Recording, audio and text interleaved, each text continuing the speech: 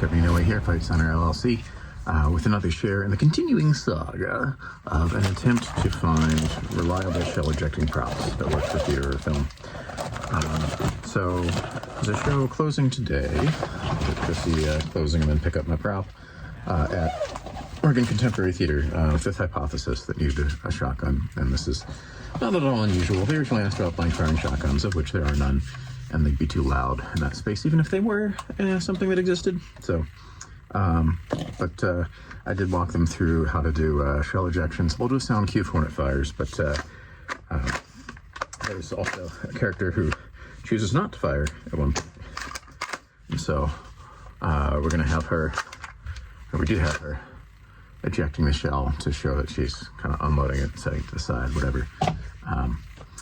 And we, I started with one of the Marzen, or not the Marzen, the APS M870s, and had another hammer broke the same way that has happened several times, 3 or 4 now on those, which is just really annoying because it's a nice prop. Otherwise, it's like one of the most realistic feeling shotgun props that I've got. Real metal, ejects nice shells, all that.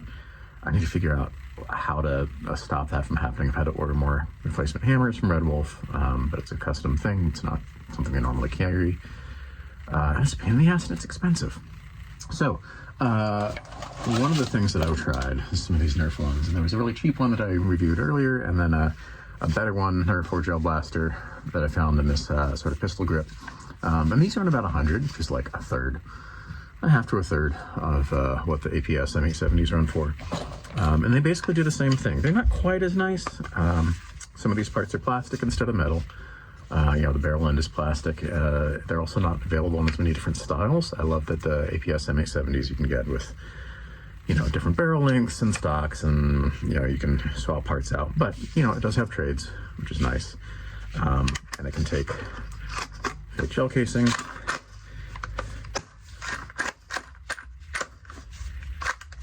and eject them. One thing I found about these, if you're not holding it right side up, sometimes they jam up too. It's a little weird, but anyway, it was a nice option. But honestly, most gigs aren't looking for this kind of shockwave looking pistol grip, short barreled, mag pull looking forend. Actually, they've got rights. Well, probably not real rights. Probably a cheap Chinese ripoff that just says mag pull with not quite the right logo. But anyway, when I found out they're available with a wooden stock, I got excited. Now, there were no pictures of the wooden stock, and this is M416 Gel Blaster that I've been ordering these through. Some of the things that I've ordered from them have had issues, but every time I do, they, I send some pictures and they make it right. They reimburse me if something's broken or whatever. I ordered this, I want to say early February, late January, but I forgot about Chinese New Year. And so they just shut things down for like a couple of weeks. So nothing was shipping for a while. So it took forever to actually get here, but that's fine. Like, is what it is. Can't complain. And it came like the other one in a cheap cardboard box, but the cheap cardboard box had a nice bag in it. It says Remington, and it had the same short parts. Came disassembled, which is a bit of an issue because where it screws in the back, that little metal thing, there's nothing holding it. And so without a stock screwed into that part had fallen out. I was rattling around loose inside, so I had to figure out how to fish that out, take the thing apart. It's the same as a regular one, same as the APS one, so it wasn't that big a deal. The stock was cracked, which is unfortunate. I'm not sure. I can try and glue this. I'm not sure how sturdy it'll be. We'll see. I might be able to reinforce this somehow on the inside in a way where it doesn't have to look pretty, but it'll make it stronger, and just wood glue on the outside. I don't know. It's also a weird finish. Like it's this kind of slick, high gloss thing. I had to do some filing to make it fit in some places because it was kind of gunked up with all this lacquer.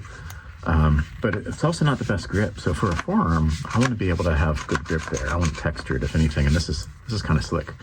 But this is an interesting way of like making it so you can do M-lock attachments on a wood stock. I hadn't seen that before. So it's an interesting looking stock. That's not always a good thing for props, because often when I look for a wood stock shotgun, it's because I want something generic and old school. This is not generic and old school. This is like wood but tactical. And you know, it doesn't fill the niche that I was hoping for. I'd also love to find a longer barrel, find or make. It's just this section here, from here out. And this is just plastic, so I could probably find or fabricate something. But so far, at least it hasn't ever jammed or broken yet, as I've been playing with it. So we'll see how it holds up, but it's, you know, it's another option. Next steps, besides seeing if I can fix this cracked forearm, or foreguard, I'm also kind of curious now, can I fit standard 870 stocks on this? Either real ones or from the APS models, things like that. So that's something else I'll need to keep playing with, just to see what the options are of how much I can build on this platform. Because once I've got a platform I like, then I just got to be able to dress it up to look like what I want it to look like. So we'll see. But, you know, in the meantime, this gives another option. Looks and sounds half decent. You know, I can dress these up. I've got some shells in either black or green. They're not great, but they're not bad. And I can probably do some painting on the rims to make them a little shinier. See if it works if I fill in the little dot in the back or not. Not sure. Something to play with as we go. But it's better than the like cheap blue training rounds it came with. I've also been doing some firearms training sessions though. Just basic gun safety for a specific group in town that I volunteer with. And so things like this can also just be decent for like having a firearms 101 safety training or something for actors. The workshop I've got for actors coming up, teaching them how to do reloads and how the functions work and stuff without having to have an actual shotgun on set. So this end cap really jams on here. There we go. So yeah, that's the barrel end right now. I'd love to be able to find some longer equivalent of that so that I didn't have to always have it be this short barrel tactical looking kind of thing.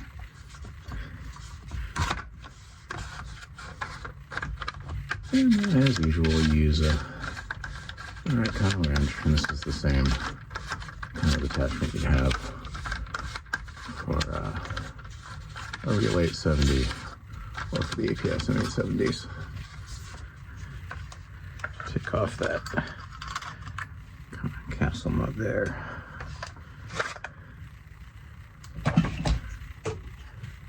And we have the stock. So I'll just have to see if I can glue or patch that up enough to make it functional. So, you know, options. We keep playing. We find what works. And then lean into that, or find what doesn't work and try to stay away. And that's how the learning process goes. All right, well, until next time, stay safe, stay sane, stay healthy, have fun. I got another video queued up, but I gotta wait till we wrap filming, showing a custom job on a blank firing revolver and how that's been going. It's been kind of an interesting project, trying to match it to a hero prop. But yeah, that'll be queued up for later. And if you're in the general area, come look me up for the workshop I got coming up. Drop in here. Thanks. Kevin, my place, and we'll see.